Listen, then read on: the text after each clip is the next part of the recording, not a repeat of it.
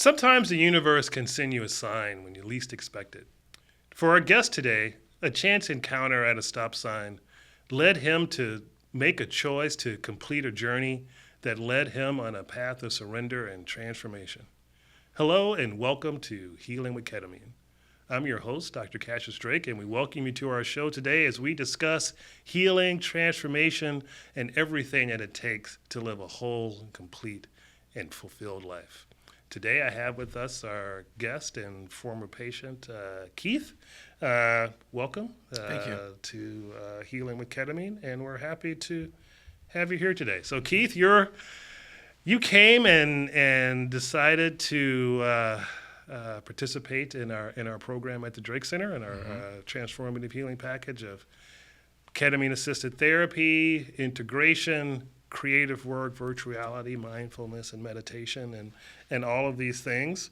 And we thank you for coming on and be willing to share your journey with us.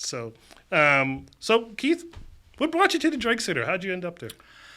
What brought me to the Drake Center was a place in my life that I've always been able to come up with a solution, and I was stuck. Yeah. Stuck as in, I've been married 27 years. Our relationship's always been good. But over time, I had some things that I could have worked on a little better. It ended up being, my wife would say sometimes, are you going to come home happy? Are you going to come home hangry? Did something happen at work that set you off? And I could even see it in my sons. And them being 22 and 24, I wanted to lead as a better example. Where I was stuck in a place that led me to the phone call to you day of was I came back from a trip from Austin. I was tasked to install the dishwasher. I've done this 3-4 times before. And I kept focusing on words that were negative. I've learned the power of words and what they say and the feeling behind them. With the words of, this is going to be a nightmare, and it's not working. And I just kept circling with the mind chatter in my mind about these words, and I let it own me and control me. So much so that I put my back against the wall and my hands over my head, like, how can I not function? And it was a lot of accumulative steps that got me to this point that I needed to say, I can't do it anymore myself. My wife had asked me to find some type of therapy, a therapist. What does that look like for you? Come to me by this date and let me know what that is, because she cares. Okay. So what led me to you even 6 months prior was finding How to Change Your Mind on Netflix. Yeah. Finding a friend who does a physical therapy to say, this is what happened for my wife, and that worked great for her. And I came in with, okay, Yeah. now I know. So I made the phone call, and that day I called you. It was my bad day, and I've never been in that kind of place before in my life. So to always had function and no function, I knew once I called, I just said, I surrender. I'm here to whatever this is going to be. I didn't know a lot about ketamine. I didn't know, but I knew all these signs that were coincidences, which I now believe are purposeful interactions, had a direct path to where I needed to go, which led me to you guys. Beautiful. Wonderful. Thank you so much. That story that you told us, and you've already, sort of laid out a willingness to acknowledge signs and coincidences and surrender to that flow. Tell us about that incident with the license plate. So the license plate was pretty shocking, and I can't deny the signs I've seen prior. Again, everything happens for a reason. Waking up to spirituality, when I had our pre-session before even having my ketamine therapy with you, we got into breath work, and you said, cup your hands, hold them together. What does your heart need, was the question. And I said, my heart needs peace. And I knew that was a BS answer. And I said, my heart needs help. Getting to that help led me to understanding the kind of spirituality that I ended up getting from this. But as opening my eyes, I saw that white ribbon of light with eyes open, no ketamine whatsoever, Mm-hmm. and I felt it holding and hugging me. And you said, "That source." I said, "I know." "That source has been there the whole time for your help." I said, "I know." And I started crying. Mm-hmm.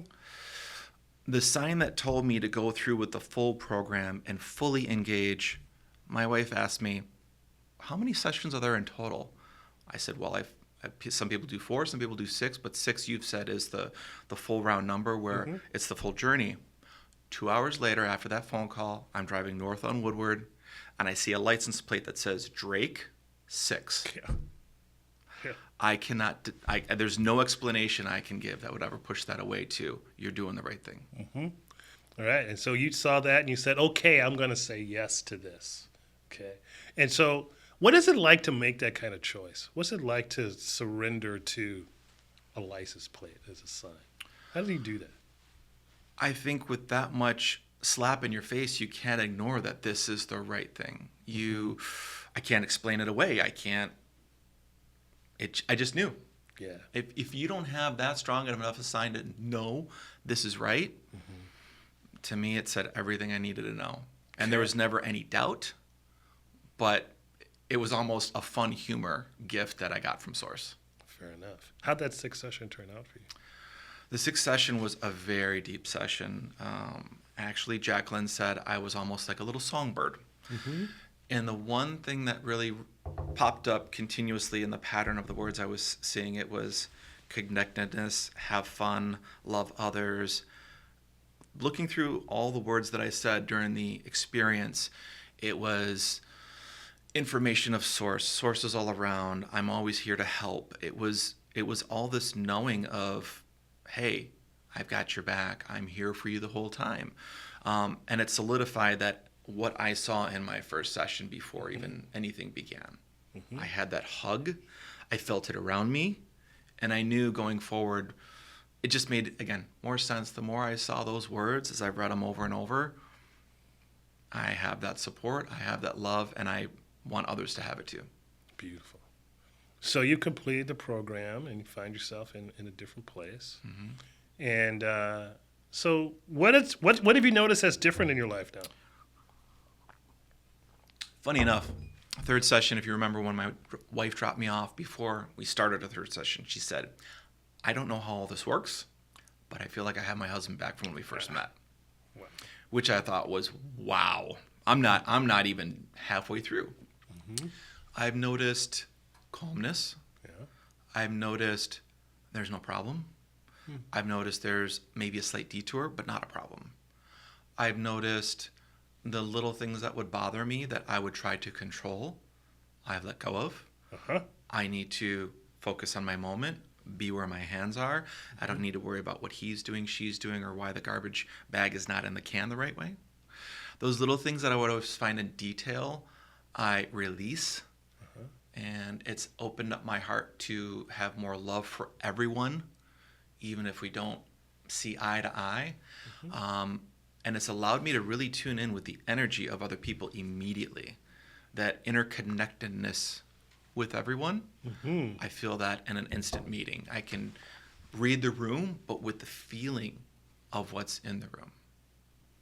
How was that before? So, people who can feel those sort of things, so it's not the first time you've been empathic. Mm-hmm. You can feel a room. How is it different now? It's different now because the words that have the power are in my forefront and sight of compassion, empathy, and it's, I think, tuned me into a better understanding of maybe I don't know what they're going through, and I don't need to understand it. I just need to have a little compassion and love for them. You don't have to fix it. Yeah, don't have to fix it. Just love them where they are.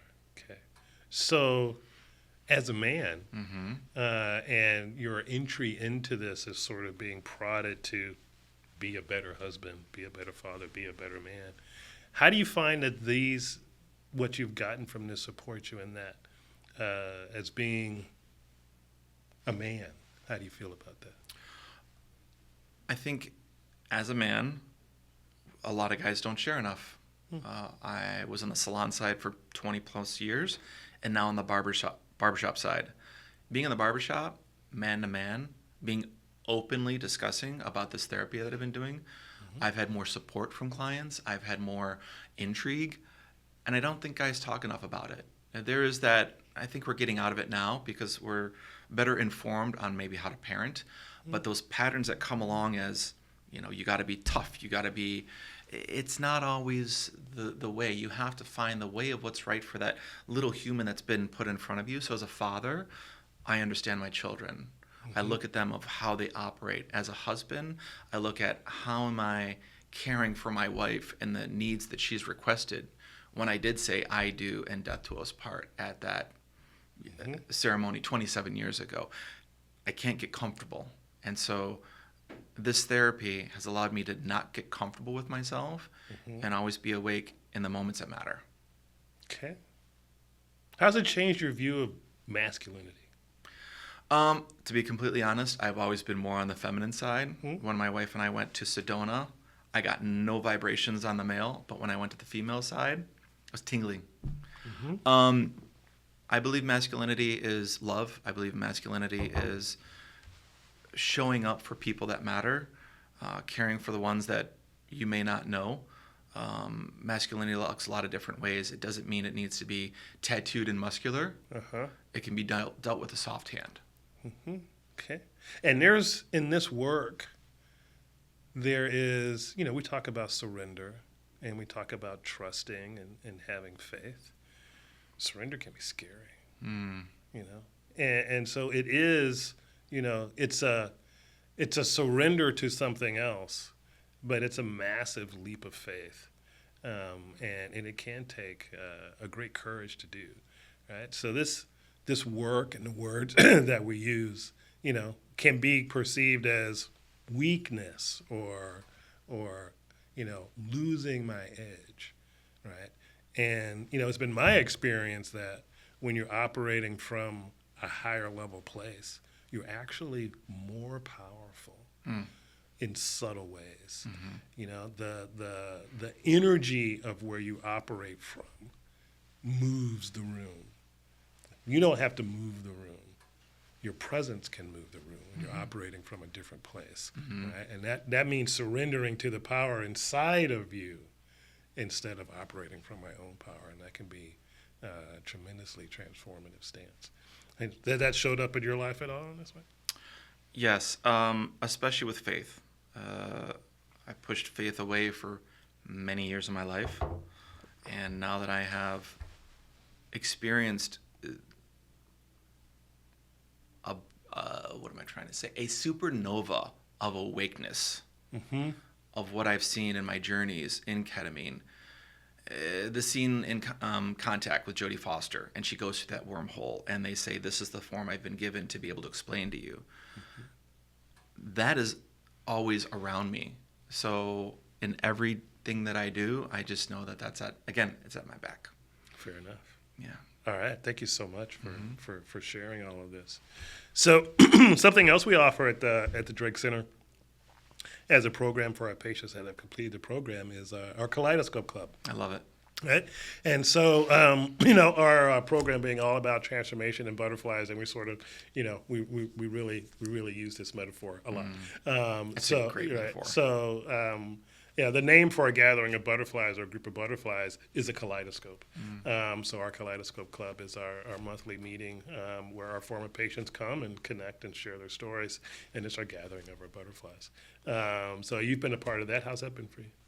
It's been great. The Kaleidoscope Club is I'm not going to say a reminder, but it's a likeness of other members that have been through the program. And what I love about it is everyone shares a little something different each week. And again, that gives me perspective of not knowing where someone's been, but understanding that they're on that healing journey. I really enjoy the time with everyone. I enjoy the focus of what it is at that moment of that night's event. I love the art. It's given me, again, there's something that happens when you're doing the art that goes from your brain or your heart to the paper, to the canvas, that it just gets it out in a way. I can't really explain it, but I very much enjoy it. Okay. Yeah.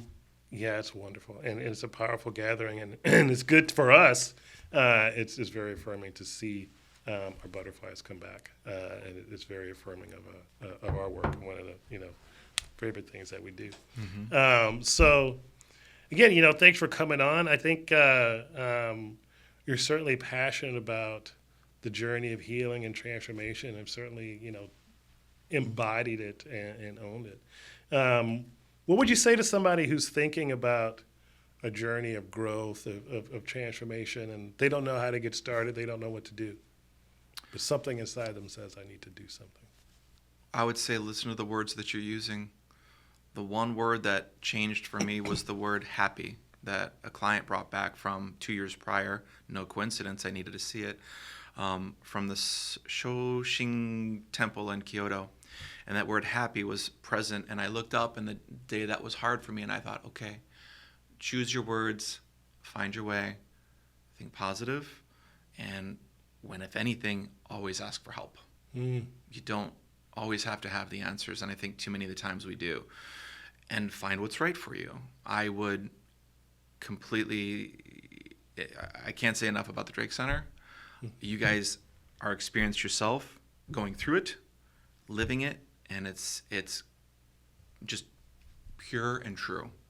So I can't say enough about how the mind opens up and how you come back. You cannot come back and after having an experience of so much brightness to go back to be dark and dumb again. You can't not see it. You can't unsee it once it's been seen. The door does not close. Yeah. So however someone can get to that point of beauty of this is even a route for you, and maybe but don't control it. Ask for help. Ask for help. And surrender to help. Yeah, and surrender to the help. The help is inside of you. And I thank you for sharing the power of this work. We say often that we feel like the work that we do it works because we've had to use it ourselves because we've had to, right? So there's nothing that we teach in our work and our process that we haven't had to utilize ourselves. Myself and Jacqueline in our own healing, and having to personally experience what it means to surrender to a journey of healing, to even have a huge body of knowledge for myself as a healer for my entire life, 30 years as a physician. There's been things I ran into myself that I can't get around this. It's just too big. And I needed to utilize our paradigm on myself, for healing and surrender to the fact first that healing is possible. It's possible. You don't even have to know how. You don't have to know where you're going to end up or what it's going to look like. You just have to know where you are is no longer where you want to be. And you're going to take a step forward to get out of that and to be something different, whatever it takes. Okay? And that's a powerful act of surrender. And it takes courage. It's not a weak thing. Jacqueline and I often say that some of the bravest people in the world are the people that come in our office and get in that chair, and have that shot and start the journey. And yeah, we're there and they have a net, but that first step is a doozy, right? Yeah. It's like we were talking about skydiving. As we were walking in, that first step out the plane is like whoa, but then it's fantastic. That's fantastic. Then it's fantastic, right? And this work is like that too. That first step can be a doozy, but you have someone holding your hand, just like I'm sure you had someone hooked to you. You did a tandem Yes, jump. I did. I did a tandem jump, right? So there's someone right there. You're not alone, and that's how we are. At the Drake Center, we're right there every step of the way to support people in their journey, and in providing whatever guidance and wisdom that we can provide on the way. So, anything else that you would like to add? I'm going to focus on the words. There was a study done by Dr. Emoto, and for a couple weeks he took 2 bottles of water. He took 2 rooms with bottles of water, and he spoke words of happy and love, anger and hate. After this time duration, he went and froze the water, and the water had the ones that were positive words, had the snowflakes and crystallizations. The ones that were negative were murky and dark. that word of happy really changed my focus. And I think if like we're 60% water ish, if that's running through our body and if that's what we're focusing on our mind and that energy, I would just say really think about the words that you're using and don't judge because everyone's going through something. If anything, hold out your hand. Yeah, wonderful.